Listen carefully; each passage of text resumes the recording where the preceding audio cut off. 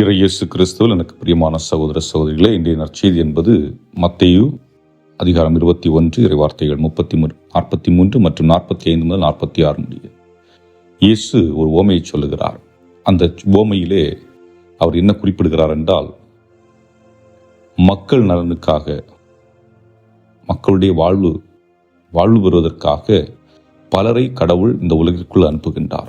ஆனால் இந்த உலகிலே நன்மைக்கும் தீமைக்கும் எதிராக, அதாவது ஒரு போராட்டம் நிகழ்ந்து கொண்டிருக்கிறது. அது நமக்கு தொடக்கத்திலே தெரியும். ஆதாம் ஏவாள் காலத்திலே நன்றாக போய்கொண்டிருந்த அவர்களுடைய வாழ்விலே தீமை தலை தூக்க, அதாவது பேராசை தலை தூக்க அங்கே பாவத்தினால் வீழ்கிறார்கள். இதுபோன்று ஒவ்வொரு நிலையிலும் மனிதன் பேராசைக்கு உட்படுத்தப்படுகின்றான். பேராசை அவனை ஆட்கொள்ளுகின்ற பொழுது அவன் தன்னிலை இழந்து தனக்கு நல்லது செய்ய வருகின்றவர்களையும் கொலை செய்கின்ற ஒரு சூழல் உருவாகுவதை நாம் பார்க்கின்றோம். இப்படிப்பட்ட சூழல்தான் பழைய ஏற்பாடு காலங்களில் நடக்கிறது. கடவுள் மனிதனுடைய தவறுகளை சுட்டி காட்டுவதற்காக அல்லது அவர்களை திருத்துவதற்காக பல்வேறு முறையில் அவர் முயற்சி செய்கின்றார்.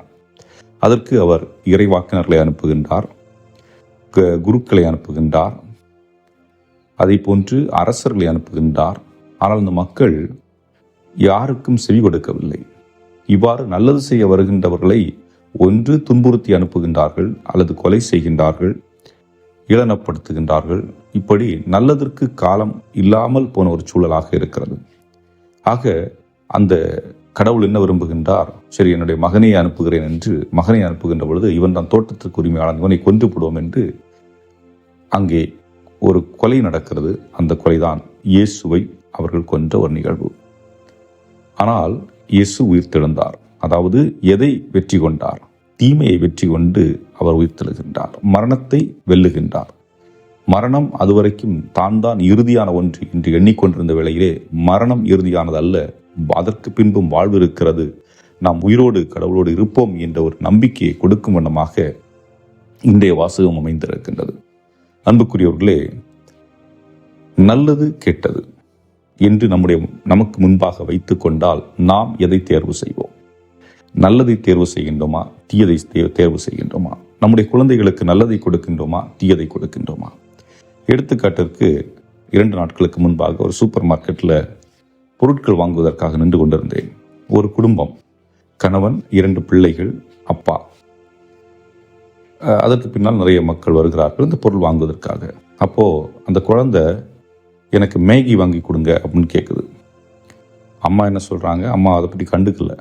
சரி, அது ஏன் கண்டுக்கல அப்படின்னா, காசு செலவாகணும்னா நிச்சயமாக இல்லை. சூப்பர் மார்க்கெட்டில் வரவங்களுக்கு ஒரு மேகி வாங்கி கொடுக்குறதுல தவறு இல்லை. மேகி வாங்குற அளவுக்கு காசு இல்லாமல் இருக்காது.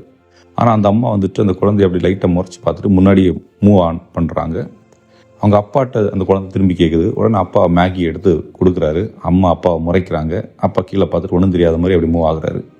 ஒரு பெரியவர் பின்னாடி இருந்து வர்றாரு. வந்துட்டு விஷத்தை எல்லாம் பிள்ளைங்க கேட்குது, நம்ம வாங்கி கொடுத்துட்டு இருக்கிறோம் அப்படிங்கிறாரு. இப்போது இந்த குடும்பத்தில் ஒரு மேகி அல்லது அந்த பொருள் நூடுல்ஸ் அப்படிங்கிறது உடலுக்கு நல்லது இல்லை அப்படின்னு நமக்கு தெரியும்.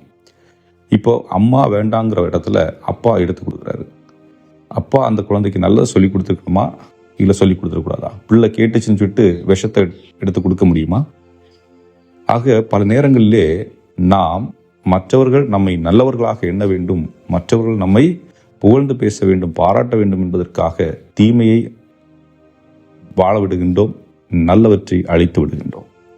ஆக இது பல நேரங்களிலே நம்முடைய வாழ்க்கையில் நிகழக்கூடிய ஒன்றாக இருக்கிறது. அன்புக்குள்ள சிந்தித்து பார்ப்போம்.